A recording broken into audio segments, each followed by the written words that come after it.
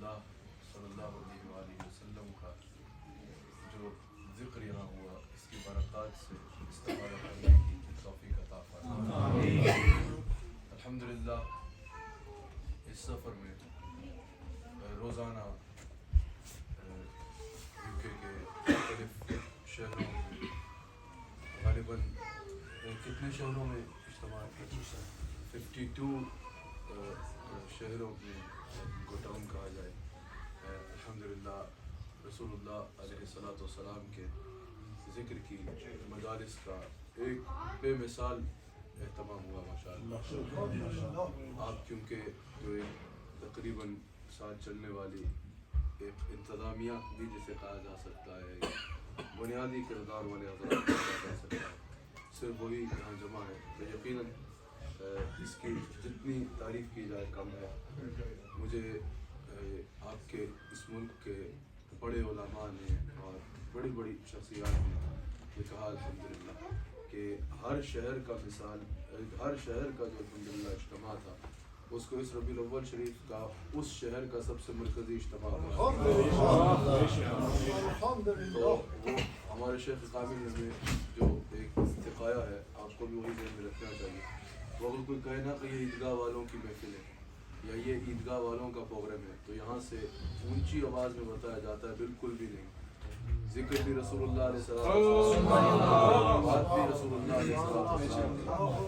ہمارے میں کوئی ہمیں دیکھنے کیوں آئے گا, ہم سے ملنے کیوں آئے گا؟ اگر کوئی ہمارا بھی سن کے آ رہا ہے تو اس کو یہی پتہ ہے نا کہ انہوں نے آ کے بات رسول اللہ علیہ السلام. اس پر آپ کی اس محنت پر, آپ کی اس کاوش پر, اور حقیقت بات بھی یہی ہوتی ہے. آپ نے اکثر ہمارے شیخ سے بھی سنا ہوگا کہ بات نوکروں کی نہیں ہوتی, بات مالکوں کی. الحمدللہ آپ کی اس بے مثال کاوش پر اللہ تعالیٰ آپ کو اجر عظیم عطا فرمائے. اللہ تعالیٰ آپ کو اس پر کئی گنا بڑھا کے اجر عطا فرمائے. اور یقیناً اللہ تعالیٰ کا کسی بھی بات پر اس سے بڑا انعام کیا ہو سکتا ہے؟ کسی کو اپنے دین کی خدمت کی خاطر چن لے, رسول اللہ علیہ السلام کی محبت کی خاطر, اس کے فروغ کی خاطر کسی کا انتخاب کر لے, کسی کا اس بات کے لیے انتخاب کر لے کہ یہ لوگوں کی توجہ میرے حبیب علیہ السلام کی طرف دلائے. ویسے تو پوری کائنات کی توجہ حضور کی جانب ہے, لوگوں کی کیا حیثیت ہے؟ فَإِنَّا قَبِ آیُنِنَا, اللہ تعالیٰ فرماتا ہے میرے حبیب علیہ السلام جو میری نگاہ قدرت ہے نا اس کا مرکز ہر وقت آپ کا چہرہ ہے. آپ پہ میری نگاہ قدرت رہتی ہے جیسے اللہ کی شان کے لائق ہے. تو رسول اللہ علیہ السلام کی طرف تو سب کی توجہ ہے, لیکن جو کہیں اور توجہ کیے ہوئے ہیں, جن کی نظر کہیں اور لگی ہوئی ہے, ان کو پکڑ پکڑ کے یہ متوجہ کرانا محبت اور اخلاق کے ساتھ کہ اپنی توجہ کو رسول اللہ علیہ السلام کی جانب کرو, اس سے بڑھ کر کسی پر اللہ تعالیٰ کا کیا انعام ہو سکتا ہے؟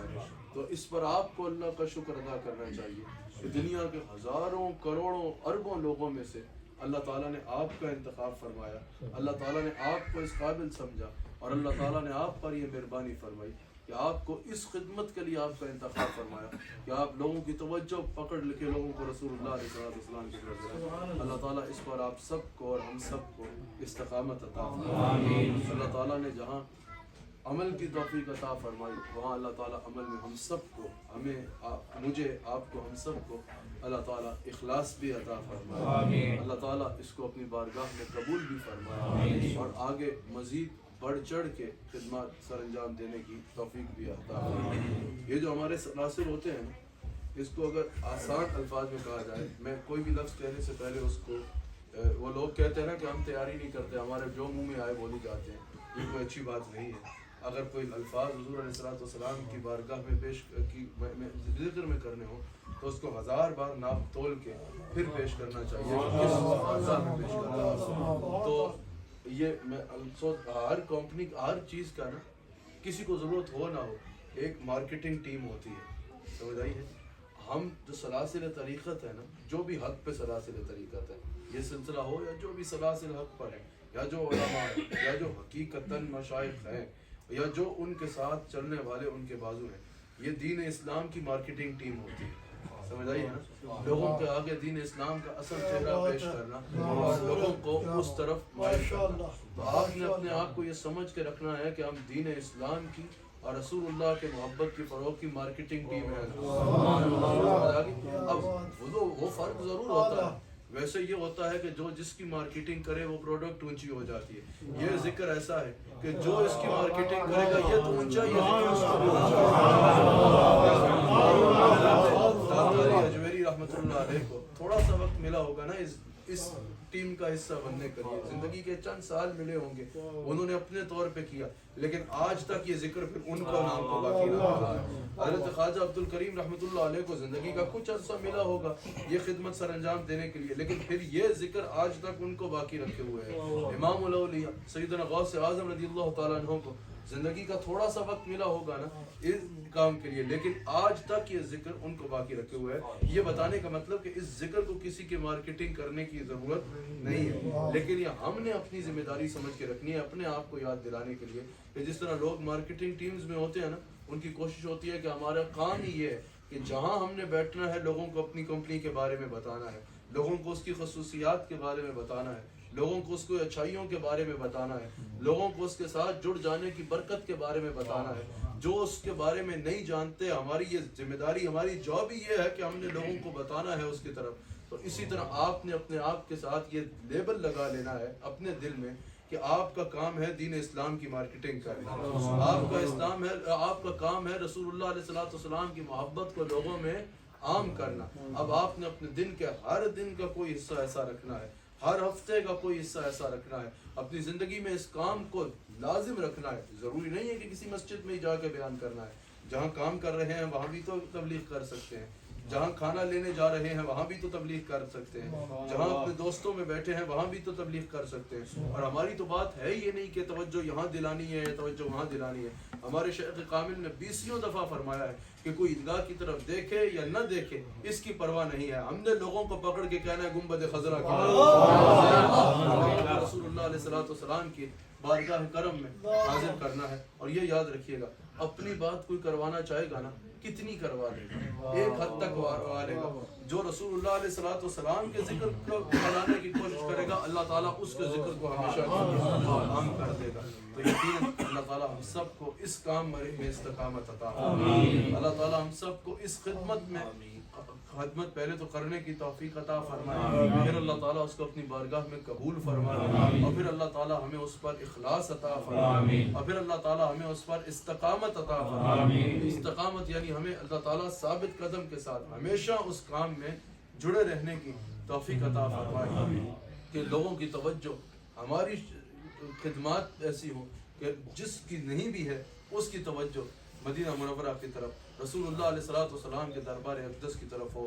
تو یقیناً آپ اگر یہ کام کریں گے اور آپ یہ کام ہوتا جب اس کا رنگ دیکھیں گے کہ آپ کی وجہ سے لوگ اس دربار کی طرف راغب ہو رہے ہیں, تو یقیناً آخرت تو ہے ہی ہے, دنیا میں آپ کو وہ سکون قلب ملے گا کہ جس کا آپ تصور بھی نہیں کر سکتے. اللہ تعالی ہم سب کو حضور علیہ السلام کے دین کی خدمت کی توفیق عطا فرمائے. اللہ تعالی ہم سے کوئی ایسا کام لے لے کہ قیامت کے دن جب رسول اللہ علیہ السلام کی بارگاہ اقدس میں حاضر ہو تو دور سے حضور علیہ السلام بلائیں, وہ دیکھو میرے دین کی خدمت کرنے والا, میرے محبت کو عام کرنے والا آ رہا ہے. وہ حضرت خصائص وہ الحاوی الفتاوی میں امام جلال الدین سیوطی نے نقل کیا نا کہ حضور علیہ السلام قبر کے سوال و جواب کا ذکر فرما رہے تھے کہ قبر میں ایسا ہوگا, ایسے سوال ہوں گے. اچھا, امام بخاری اور امام مسلم نے قبر کا صرف ایک سوال ذکر کیا, باقی ہیں مستند ہے, لیکن بخاری اور مسلم میں صرف ایک سوال کا ذکر ہے کہ حضور علیہ السلام کے متعلق پوچھا جائے گا. تو وہ حضور علیہ السلام ذکر فرما رہے ہیں. الحاوی الفتاوی میں امام سیوطی ان دونوں باتوں کو نقل کر رہے ہیں جو میں آپ کے آگے عرض کرتا ہوں کہ وہ قبر میں جائیں گے, حضور علیہ السلام کے بارے میں پوچھا جائے گا. حضرت سیدنا فاروق اعظم رضی اللہ تعالیٰ عنہ اٹھے, کہا یا رسول اللہ صلی اللہ علیہ وسلم میری قبر میں بھی فرشتے آئیں گے؟ اور سیدنا فاروق اعظم کا عقیدہ دیکھو, علم غیب پر فاروق اعظم کا عقیدہ دیکھو. فاروق اعظم بیٹھے حضور کی بارگاہ میں ہیں اور کوئی جانتے ہیں کہ حضور یہ بھی جانتے ہیں کہ میری قبر میں کیا ہوگا. حضور نے فرمایا ہاں عمر, فرشتوں نے تو ہر ایک کی قبر میں آنا ہے. عرض کیا رسول اللہ جب میری قبر میں آئیں گے تو کیا ہوگا؟ اب فاروق اعظم کا یہ عقیدہ ہے کہ حضور, اور یہ لکھنے اس کو نقل کرنے والا کون ہے؟ امام جلال الدین سیوطی. مفسرین میں بھی جلالین کو دیکھ لو, محدثین میں بھی ان کا نام جو ہے وہ بے مثال ہے. اور اگر ان کا مقام روحانیت دیکھنا چاہتے ہو تو مسلک دیوبند کے بہت بڑے امام ہیں انور شاہ کاشمیری. انور شاہ کاشمیری بھی کہتے ہیں اشرف علی تھانوی بھی کہتے ہیں کہ جلال الدین سیوطی اس بندے کا نام ہے، یہ میں آپ کو ہمارے مسلک کے قابل کا نام نہیں لے رہا، انہوں نے بھی کہا کہ جلال الدین سیوطی اس شخصیت کا نام ہے جس کو 72 مرتبہ، اور انور شاہ کاشمیری کہا کہ 22 مرتبہ جاگتی آنکھ سے رسول اللہ کا دیدار مفسرین میں جلالین کو ہر کوئی پڑھ رہا ہے، تمام مسالک میں پڑھی جا رہی ہے، محدثین میں الحاوی الفتاوی کو دیکھ لو، آپ کی بے شمار آپ کی کتب کو دیکھ لو، خصائص کبریٰ کو دیکھ لو، آپ چلتے چلے جاؤ اس کو دیکھ لو، اور روحانیت میں ایسا کہ وہ بھی کہہ رہے ہیں کہ یہ وہ شخصیت ہے جس کو 72 یا 22 مرتبہ جاگتی آنکھ سے مصطفیٰ کا دیدار۔ امام سیوطی نقل کرتے ہیں جو تمام مسالک کے لیے قابل قبول شخصیت ہے، امام سیوطی نقل کرتے ہیں حاوی الفتاوی، حضرت فاروق اعظم نے پوچھا یا رسول اللہ میری قبر میں فرشتے آئیں گے تو کیا ہوگا؟ حضور نے فرمایا جب وہ تمہاری قبر میں آئیں گے انہیں لینے کے دینے پڑ جائیں گے۔ یا رسول اللہ وہ کیسے؟ حضور نے فرمایا اس سے پہلے کہ وہ تم سے سوال کریں تم ان سے سوال کرو گے میرا رب تو اللہ ہے، تمہارا رب کون ہے؟ فاروق اعظم سے حضور نے فرمایا اس سے پہلے کہ وہ تم سے سوال کریں کہ تمہارا دین کیا ہے، تم سوال کر دو گے میرا دین تو اسلام ہے، تمہارا دین کیا ہے؟ اس سے پہلے وہ میرے بارے میں پوچھیں تم بتاؤ گے میرے نبی محمد صلی اللہ علیہ وآلہ وسلم ہے، بتاؤ تم ان کے بارے میں کیا کہتے ہو، تمہارے نبی کون ہے؟ اللہ اکبر۔ اب حاوی الفتاوی میں امام سیوطی یہی بات بھی نقل کرتے ہیں کہ حضرت عبداللہ بن عمر کہتے ہیں کہ جب حضرت عمر فاروق عمر بن خطاب رضی اللہ تعالیٰ عنہ کا وصال مبارک ہوا، آپ اپنی قبر انور کے اندر جلوہ گر ہوئے تو مجھے حضرت فاروق اعظم خواب میں ملے۔ عبداللہ بن عمر کہتے ہیں میں نے فاروق اعظم سے پوچھا حضور قبر میں کیا ہوا؟ انہوں نے کہا وہی ہوا جو حضور نے کہہ رہا، وہ میری قبر میں آئے، انہوں نے پوچھا اس سے پہلے وہ پوچھے، میں ان سے سوال کرتا تھا، کہا فرشتے ایک دوسرے کی طرح دیکھ کے کہتے ہیں ہمیں پتہ نہیں چل رہا ہم اس کو امتحان دینے آئے ہیں یا اس سے امتحان لینے آئے ہیں۔ یہ بتانے کا مقصد یہ ہے کہ اگر کوئی عشق مصطفیٰ میں آگے چلا جائے چلتا چلا جائے تو کیا پتہ یار ایسا ہو جائے۔ تم لوگ ساری زندگی اس ملک میں رہ کے رسول اللہ علیہ السلام کی محبت کو پھیلاتے رہے ہو اور پھیلاتے رہو، ایسا حضور کی بارگاہ میں تو کوئی مشکل نہیں ہے نا۔ یہ نیت رکھ لو کہ قبر میں جاؤ فرشتے پوچھیں بتاؤ ان کے بارے میں کیا کہتے تھے، حضور فرمائے اس کو چھوڑو میں بتاتا ہوں یہ کہتا تھا، میں بتاتا ہوں یہ کہتا تھا سب سے اولا ہو اعلیٰ ہمارے نبی، سب سے بالا ہو اعلیٰ ہمارے اپنے مولا کے پیارے دونوں عالم کے دولہ ہمارے نبی۔ تو رسول اللہ علیہ السلام کی محبت کی خاطر اگر کوئی بھی خدمت سر انجام دے گا، وہ اچھی بات کا ذکر کرنا چاہیے، وہ شاید یہاں باہر بیٹھا ہو، وہ جواد بچہ ہے، اس نے میرے سے سوال کیا کہ ہماری ایک کوئی کسی جگہ پر کام کر رہے ہیں، بڑی اچھی جاب مل گئی، بڑی خوشی سے مجھے بتایا کہ مجھے جاب بہت اچھی مل گئی۔ تو میں نے پوچھا بھائی کیا جاب مل گئی آپ کو؟ کہا کہ ہم ڈیلیوریز کرتے ہیں۔ تو میں نے کہا وہ تو آپ زمانے سے کرتے ہو، اس میں اتنا؟ میں نے کہا نہیں یہ کوئی نئی ایپلیکیشن آئی ہے یا کچھ آیا ہے، اس میں مختلف چیزوں کی ڈیلیوری ہوتی ہے اور اس میں شراب وغیرہ کی جو ڈیلیوری ہوتی ہے اس سے بہت فوائد ہو جاتے ہیں۔ تو میں نے بتایا کہ یہ تو شرعاً یہ کمائی جائز نہیں ہوگی، حضور نے فرمایا شراب بنانے والا، شراب بیچنے والا، شراب کو لے کے جس نے پہنچانا ہے وہاں تک لے جانے والا، اب یہ نوجوان ہے، اور شراب کو پینے والا، ان سب کے لیے حضور علیہ السلام نے فرمایا حدیث مبارک میں اگر نہیں ہے علم نہیں تھا اب آپ کو علم آ گیا، اب یہ کرنا مناسب نہیں ہے، وقت مناسب پہ چھوڑ دیجیے گا۔ اسی دن صبح میں فجر کے لیے نیچے آیا تو اس نے کہا حضرت میں نے اپنی وہ جاب چھوڑ دی۔ اس نوجوانی کے عالم تو میں نے اس کو یہ کہا تھا تم نے اللہ کی خاطر جاب چھوڑی، اللہ تمہیں نہیں چھوڑے۔ اگر کوئی میری خاطر کوئی کام کرتا ہے، اگر کوئی دیکھو یہ عشق رسول عمل سے نظر آنا چاہیے نا۔ عاشق رسول ہو لیکن نماز نہ پڑھے، جچتا تو نہیں ہے نا۔ کون سا عشق رسول ہے؟ عاشق رسول ہو لیکن رسول اللہ کی نافرمانی کرے، جچتا تو نہیں ہے نا۔ کیسا عشق رسول ہے؟ عاشق رسول ہو لیکن حضور کی سنت اور شریعت سے دور ہو، جچے گا تو نہیں نا۔ کیسا عشق رسول ہے؟ یہ بات بتانے کا مقصد اور مراد یہ ہے کہ رسول اللہ علیہ السلام کی خاطر، اب آپ بتائیے نا اگر کوئی میری خاطر کسی چیز کو چھوڑ دیتا ہے میں یاد تو رکھوں گا نا۔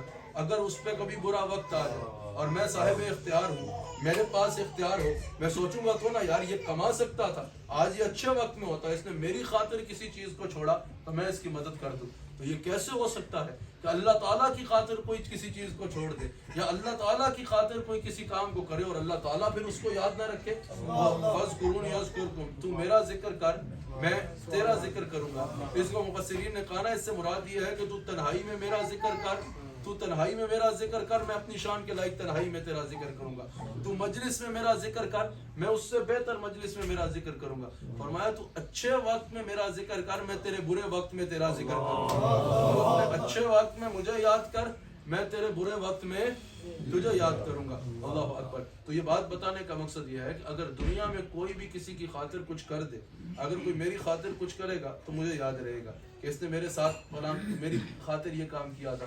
اگر کوئی آپ کے لیے کچھ کر دے تو آپ کو یاد تو رہے گا نا کہ اس نے میری خاطر یہ کیا تھا۔ جو اللہ اور اس کے رسول کے دین کی خدمت کرے گا، جو رسول اللہ علیہ السلام کی محبت کے فروغ کے لیے ایسی خدمات سر انجام دے گا جو آپ نے دی، جس میں نہ کچھ دنیا کا مراد مقصود تھا، نہ کچھ دنیا کا اکٹھا کرنا مقصود تھا، فقط اللہ اور اس کے رسول کی رضا کی خاطر کیا نا۔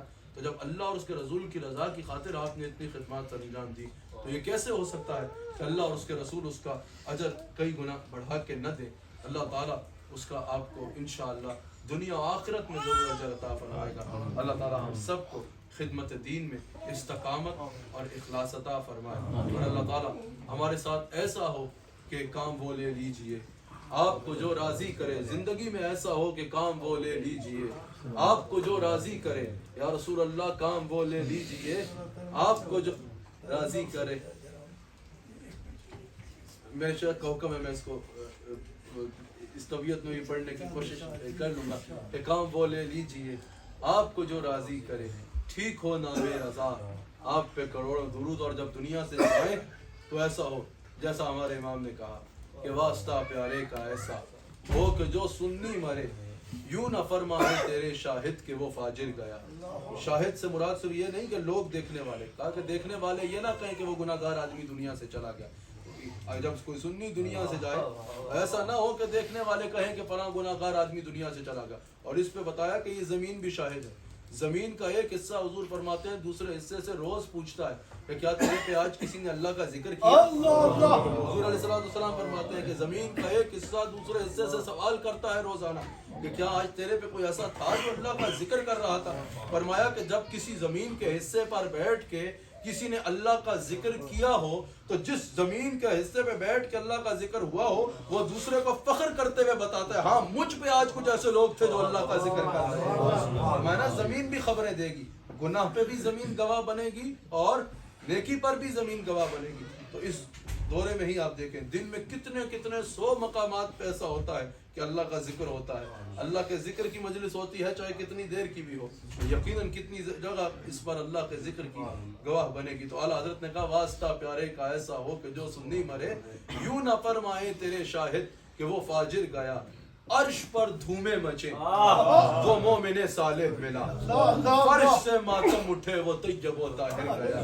اللہ تعالیٰ ہم سب کو خدمت دین میں استقامت عطا فرمائے۔ میری صحت تو اس کی اجازت نہیں دے رہی طبیعت، لیکن میرے شیخ کا حکم ہے اب سب میرے ساتھ جو وہ یہ اعلیٰ حضرت نے یہ قصیدہ درود جو ہے نا یہ اعلیٰ حضرت نے اپنے زندگی کے آخری ایام میں لکھا تھا۔ اعلیٰ حضرت کے وصال سے پہلے کے جو آخری لمحات تھے نا، آخری ایام تھے، اس میں اعلیٰ حضرت نے یہ قصیدہ درود لکھا تھا۔ اس کا جو شعر ہے نا کہ وہ آنکھ عطا کیجئے، اس سے مراد یہ ہے کہ وہ لوگ کہتے ہیں نا موت قریب آ رہی ہے، اعلیٰ حضرت کہہ رہے ہیں موت قریب نہیں آ رہی، دیدار مصطفیٰ قریب۔ لوگوں کو موت نظر آ رہی ہے، مجھے تو قبر میں دیدار مصطفیٰ کے آنکھ عطا کیجئے کہ موت آنے والی ہے۔ اب یا رسول اللہ آنکھ عطا کیجئے، اس میں ضیاء دیجئے، جلوہ قریب آ گیا آپ پہ کروڑوں درود، کہ آپ کے جلوے کا وقت قریب آ رہا ہے۔ آپ سب نے میرے ساتھ مل کے اس کے 2 اشعار